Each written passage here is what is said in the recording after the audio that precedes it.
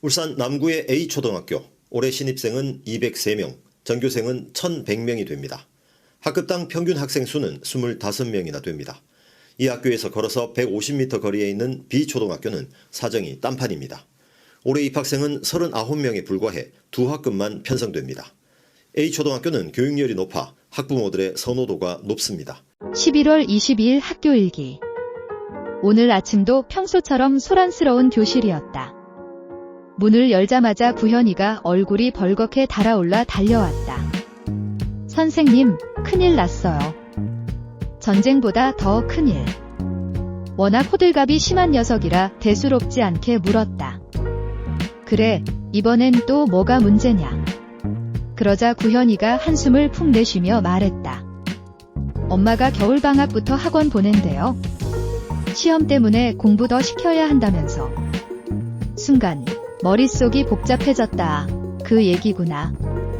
며칠 전 교육청에서 내년부터 강원도 초등학교의 중간 기말고사를 부활시키겠다고 발표한 게 벌써 학부모들 사이에 큰 파장을 일으킨 모양이었다. 그 소식을 들었을 때부터 마음이 복잡했다. 시험이 부활되면 학생들 학업 수준은 어느 정도 올라갈지 몰라도 또다시 치열한 경쟁과 학원 과열이라는 부작용이 따라올 게 분명했다. 특히 강원도의 교육 경쟁은 지역 특성상 더 격렬하게 펼쳐질 것이다. 그러다 문득 2007년의 기억이 떠올랐다. 인제읍의 두 초등학교 사이에서 벌어진 전설적인 반배치고사 전쟁 말이다. 그 시절 인제초등학교와 인제남초등학교는 숙명의 라이벌이었다. 인제초는 전통 깊은 읍내 초등학교였고 인제남초는 신흥 주거단지에 자리 잡아 공무원 자녀들이 다니는 신흥 강호였다. 지역 주민들에게 두 학교의 반배치 성적은 단순한 점수가 아니라 명예와 자존심 그 자체였다. 그해 나는 4학년 담임이자 과학부장을 맡고 있었다. 바쁜 나날을 보내던 어느 날 교감 선생님께서 조용히 나를 부르셨다. 선생님, 내년에 6학년을 맡아주실 수 있겠습니까? 이미 예감했다. 이어지는 말이 타도 인제남초라는 목표일 것임을. 우리 학교가 3년째 반배치고사에서 밀리고 있습니다. 올해는 반드시 1등을 찾아와야 합니다.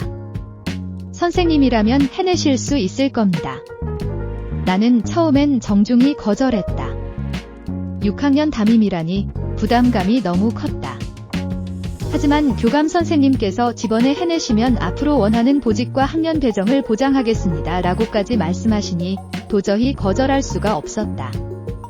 한번 해보겠습니다. 라고 호언장담했다. 그렇게 나는 6학년 일반 담임으로 배정됐다.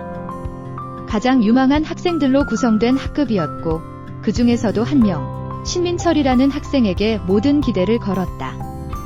민철이는 4학년 때 이미 중학교 수학 문제를 풀고 있던 천재였다. 나는 민철이와 함께라면 반드시 인제남초의 1등 독식을 끊어낼 수 있으리라 확신했다. 그런데 청천벽력 같은 일이 벌어졌다. 개학을 몇 주 앞두고 민철이 어머니가 나를 찾아와 말했다. 선생님, 민철이를 춘천으로 전학 보낼 생각입니다. 과학고 진학을 위해 더 나은 환경이 필요하거든요.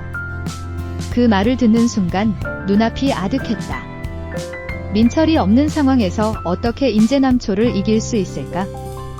더 이상 어떤 희망도 보이지 않았다. 하지만 그럼에도 불구하고 나는 포기할 수 없었다.